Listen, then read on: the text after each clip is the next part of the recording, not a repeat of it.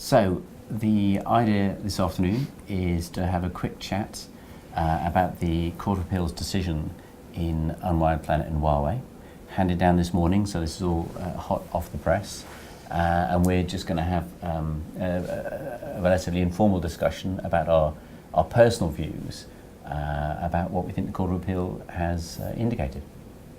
Must be personal, must be quick, because it's nearly 299 paragraphs long, which is pretty long for a Court of Appeal judgment. So, yeah definitely first take. First take. Should we start off with the whole global versus local issue? So, I mean, obviously the first instance decision, the judge decided that Unwired's FRAND offer was a global offer.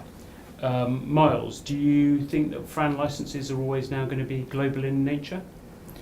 So the Court of Appeal say slightly dependent on the facts and on the circumstances, but having made that small caveat, they then go on to the vast majority of their reasoning indicates that in most foreseeable circumstances, if you have a global portfolio and you have an implementer who's selling worldwide, then it's very likely that a FRAND license to cover that arrangement is going to be global in nature.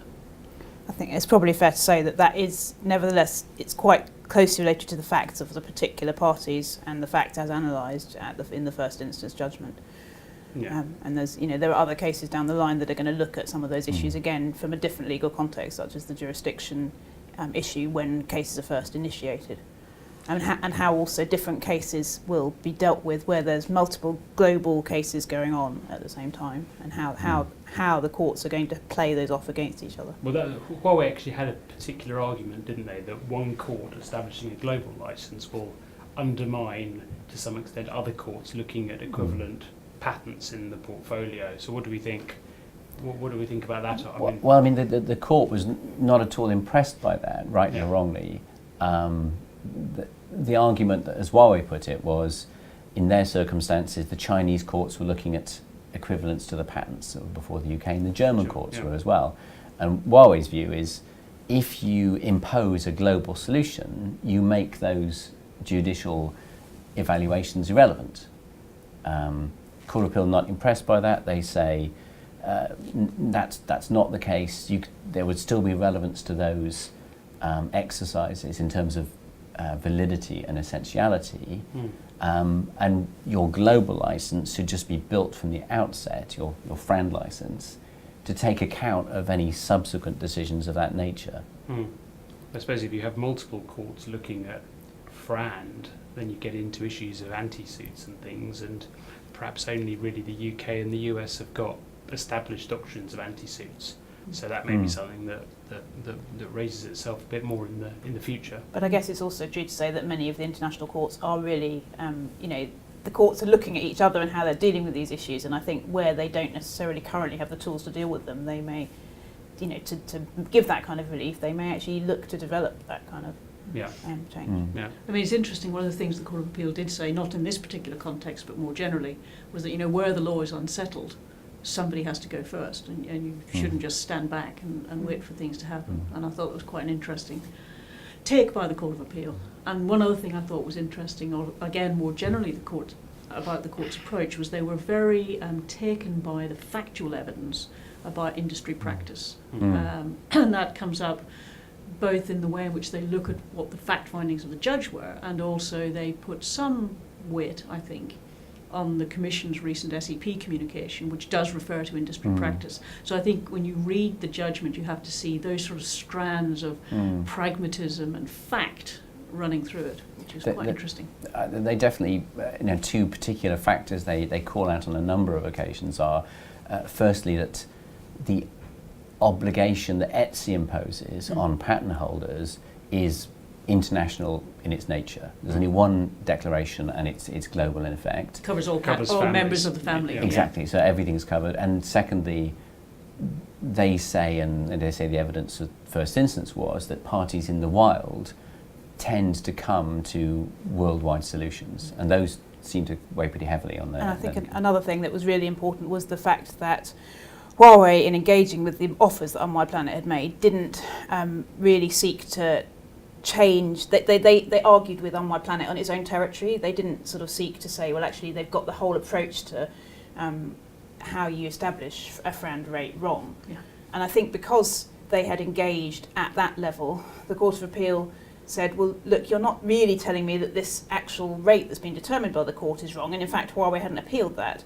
And so because of that and because of their global activities, I think the Court of Appeal on these facts was not willing to say that the first instance judge got it wrong. But, you know, that, my opinion is that isn't the only way of determining FRAND rates, and actually companies carrying out negotiations in this industry don't just do patent counting. They look at what the actual value of the technology is and how it reflects the you know, how that really amounts to something that you can value, and it's not just a matter of numbers. Yeah, or maybe test the patents in litigation in a couple of countries and then see what happens.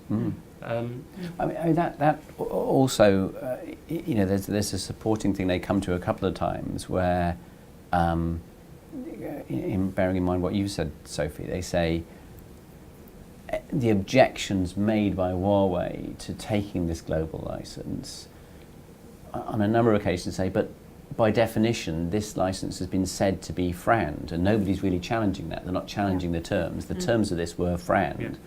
And that seemed to carry a lot with them, that they had little sympathy for a lot of the technical arguments that were being made, because saying, well, at the end of the day, this is a FRAND license. It is a fair license, so what's the problem taking it? Yeah.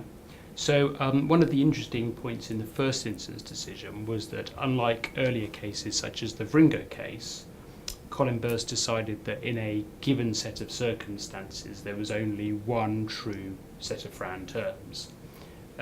What did the Court of Appeal think in relation to that, and perhaps more importantly, what are the implications of what the Court of Appeal said? So that's pretty much the main area, I think, where they disagree with Mr. Justice Burst, is they say no, they find it hard to see, given the multi-dimensional complexity of any real negotiation between a patentee and an implementer, that there can be one definitive set of terms that would cover all eventualities. So primary conclusion is there isn't one true FRAND. FRAND is more of a range of acceptable possibilities. And I think that's probably more in line with what most people in the industry have understood FRAND to be. I guess the question is what that means for litigation going forwards. You know, and I think probably what we'll find is that you will have a situation which Mr. Justice Burst was alive to, where you could have a FRAND offer by a patentee and a FRAND counter-offer by an implementer. And in that case, the indication from the Court of Appeal is that the patentee, because they are the one that bear the obligation to offer global FRAND licenses, will, at least when it comes to the global versus local issue, will have the right to effectively select on which basis they want to license. For me, that's one of the most important features that come out of this judgment is, as you say, it seems to be giving the patentee the control of where in the range of FRAND options the offer should be. And as long as they've made an offer within that range, an implementer, it'll be no defence for them to say, well, I've made a counter offer which is also FRAND. That will be no defence to an injunction if you haven't taken the FRAND offer that the patentee is putting forward. I wonder whether that's actually how courts will look at it in future. I think, you know, that's possibly the outside range of how the readings of the Court of Appeal. I mean, I think it's probably also true that courts who are engaged on FRAND determinations will look at all of the evidence before them, and the Court of Appeal do say that an individual court will come to, if it's tasked with doing a FRAND determination, which is clearly capable that they can do, they will be willing to come to a single rate that they then determine. So that may well be, as in the case of On My Planet, between the original offer and the counter offer. And I think at that point it would be very surprising if the court said, well, I've come to that rate, but I'm still going to injunct you if you don't take the patentee's rate. Yeah. But I guess it would only get into that exercise, though, if it primarily concluded that the patentee's offer wasn't FRAND. I think... and then it gets into the rate. I'm not sure about that, actually. I tend to agree with Sophie. I think there are two different things going on here. There's the question as to whether or not the patentee is entitled to seek and obtain an injunction, which I think is cabined at its outer edges by did it make a FRAND offer Mhm. at some point. But whether or not an injunction would ever be granted in the UK, and we're only talking about the UK Mm. here, because other courts may take different views, I think a UK court would be very unlikely to come to a conclusion that it had come to a FRAND set of terms and the licensee was willing to accept them.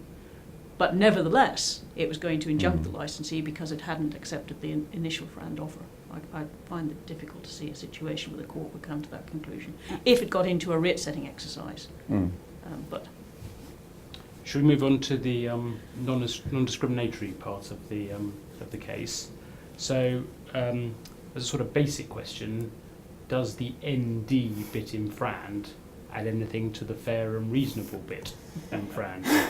So, I mean, I guess taking a step back, what the court was looking at here was the question of whether it was sufficient for Unwired Planet to offer the benchmark rate that the court had determined to licensees, including Huawei, or whether it had to offer Huawei the better rate that it had offered to a previous licensee. And Mr. Justice Burst said he looked at the question of whether discrimination had a sort of hard-edged effect, which would have required Unwired Planet to pass on any lower rate to future licensees, and he concluded that it wasn't necessary for them to do that. And the Court of Appeal has upheld that. They've said principally that the obligation of non-discrimination isn't the same as a sort of most favoured licensee type of obligation. And I think, you know, in doing that, I think they're pretty much in line with general competition law principles, so the way that EU competition law at least approaches the question of discrimination between parties, where you really need to show at least some prospect of competitive harm. And I think it's also, as well as being largely in line with competition law, I think it's also quite sensible, because I think I had a concern that if the court had said that the obligation of non-discrimination was effectively a most favoured nations type obligation, that would make it very difficult for parties in the real world to actually close deals, because they would always be having an eye to the future as well. How is this going to play in future licensing negotiations? But to come back to your question, Andy, does that then mean that actually there is any obligation of non-discrimination, given that comparable licenses will come up in relation to the fair and reasonable issue anyway? And so I think the answer is, you know, if you're concluding a licence, it will be almost certainly looked at in relation to similarly situated licensees in other future litigations. And it's unlikely that courts will deviate hugely from at least the sort of licences that fall within the sort of middle of a range of licences you're granting. yeah, So I think the two things are quite enmeshed with each other. yeah. Yeah. But perhaps good. Implementers perhaps have an ability to get an early license deal to get out of the litigation, whereas perhaps there was a risk beforehand that things would be held up until the proprietor had done deals against the whole industry. yeah, I think that's right. I think the only scope really for ND now is where it's proper Article 102 ND, where really there has been a real sweetheart deal. Yeah. And I think you have to look not only at the nature of the parties, but also time. Because, you know, if a deal was done a long time ago. The only thing I would add to that is that I did say I thought there was possibly some slight tension with competition law, and obviously competition law tends to look at discrimination as a question of effects, but the way the competition authorities deal with effects on competition, they tend to be looking at the prospect for potential effects, so they do tend to be looking at it from a slightly theoretical perspective. They don't always require actual proof of actual competitive impact. And I think, certainly in the first instance judgment, my feeling is that Mr. Justice Burst went a bit further than that. He said, we need actual evidence of competitive impact. So that's possibly going a bit further than EU competition law. Yeah. Interesting. So in terms of real world consequences then, if a deal is done, it's not that it will never see the light of day again. It could be relevant as a comparable, but it won't be held as a cast iron point that the patentee can't go above or below from that point onwards. Yeah.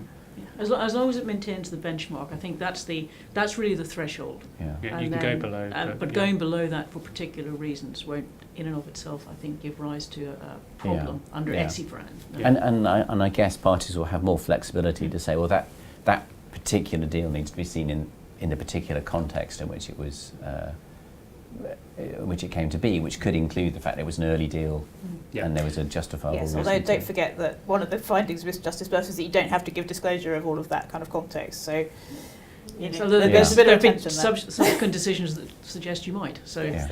Should we move on to the Huawei ZTE dance, as we call it, which is the steps that the Court of Justice say the parties need to go through? I'll ask Pat a dancing question. Yes. Do the parties, according to the Court of Appeals, still need to follow the literal steps in Huawei ZTE? if you're asking about the dance, the answer is yes, but with a caveat. Yes. So I think what the Court of Appeal found in relation to the Huawei ZTE criteria was that there was one aspect of the Court of Justice's judgment which was mandatory, Mhm. and that's the requirement in paragraph 60 that the patentee must give the implementer notice of what it is that it says is wrong with implementing the standard without taking a license. The Court of Appeal doesn't say that there's a real menu of things you must say. It says that will depend on the facts and the circumstances. So if you're a very experienced manufacturer, then you're expected to know more about the standards and the patents and how they work. Mm. If you're a new entrant, then perhaps you would know less and you would expect to receive more More information. information, yeah. But that part, the court says, is mandatory. What the court then says is the bits of the Court of Justice's judgment in around paragraph 70 and onwards, which is about how the dance then continues with offer and counter-offer, the court says, well, that's not mandatory. You don't have to do that in order to ensure that if you then seek an injunction, you're not infringing Article 102. But what it says is that's a safe harbour. So if you do that, then you are, in a sense, immunised from the risk of infringing Article 102. Yep. But if you choose to go outside that framework, you're not automatically going to be infringing Article 102, but you'll have to be able to persuade the court that you were still doing what you're required to do and acting in an appropriate way, given the nature of brand. Yep. So it's actually quite a subtle take on Yeah. what the Court of Justice said, and the court spent some time actually analysing some EU law, for example, post-Denmark and some of the other cases, Yeah. to say why it is that this approach makes sense. So the dance is still there, Yeah. but you don't have to say yes if asked. Ha. Do we have a view whether that sort of flexibility, perhaps built into our system, also applies in continental Europe, or do they perhaps tend to take an even more strict approach to the dance? It was interesting that they followed Mr. Justice Burst in a way by looking back to what's the underlying point. Yeah. You know, what were the concerns that gave rise to the original CJEU decision, Yeah. and that, you know, partly is driven by that was a case arising in Germany, and there are different factors in play there in the way that patent litigation is run, Yeah. and the pressures, arguably, because at the end of the day, what the underlying point is, an implementer shouldn't be subject to improper pressure to do a deal. And the question is, at what point does it become improper to launch proceedings at the end of which there might be an injunction? And that's very different in between some of the continental European Yeah. jurisdictions and here. Yeah.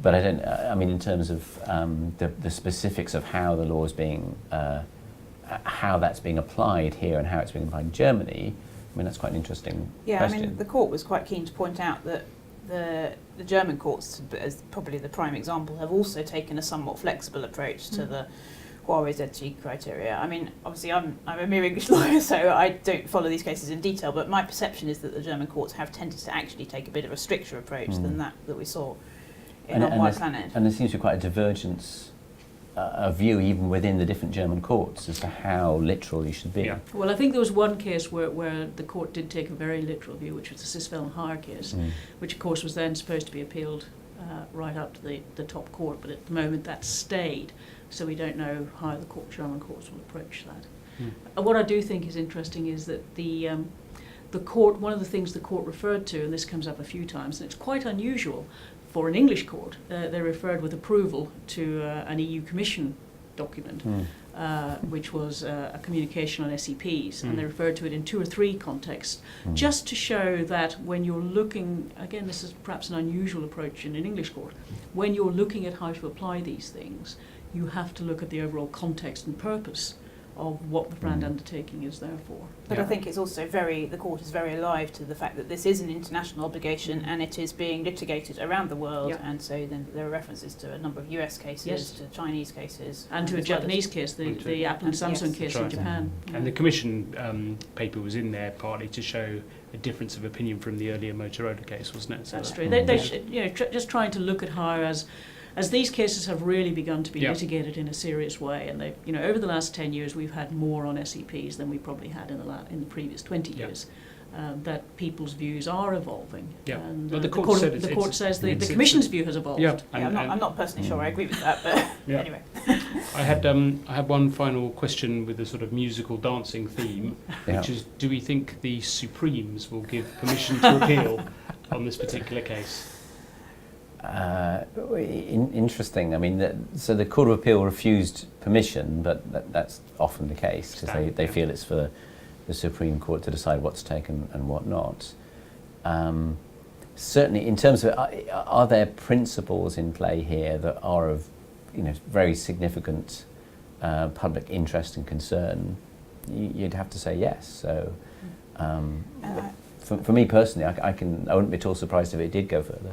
Yeah, I think the question of the global relief, if that's how you characterise it, is clearly of importance to a lot of companies. And I noticed when I was reading through the judgment that some of the conclusions on discrimination were actually expressed in a somewhat tentative way. If we're right about this, so it suggested to me that there is some scope for appeal on that ground as well. Yeah, I think the judgment is a very thorough consideration of what happened at first instance, but I think Sophie's right. To some extent, the Court of Appeal has been very careful to peg its views firmly in the facts of the case, and where they have gone further, they've been relatively tentative in some aspects, or they've tried to look at a more holistic approach to the law. So in that sense, it's a very interesting judgment. But like Miles, I think given the global importance of these cases, particularly Internet of Things, 5G, Yep. all sorts of things going on, it's one that the Supreme Court might think it could take a look at, but it might also take the view that actually it's not really ripe for them yet, that it's there's still a way to go before the issues are sufficiently crystallised that the Supreme Court should look at them. So interesting. Yeah, well, there are plenty of other cases going through the UK courts. So, Yeah. So They may take the view that maybe 3 or 4 years' time will be Yeah. the time to pull them all Pull them together and together, actually yeah. come out with the final view. And I guess we'll probably be reducing some of these thoughts into some written summaries. Something a of bit the- more considered, perhaps. Exactly. And I think one thing that would be interesting that requires a bit more reflection is that we will be doing next is, what are the main takeaways for the implementer side of the community and for the licensing side of the community. And because I think there's massive of deep interest to both of those communities that come out of for it. sure. Yeah. For sure. Yeah,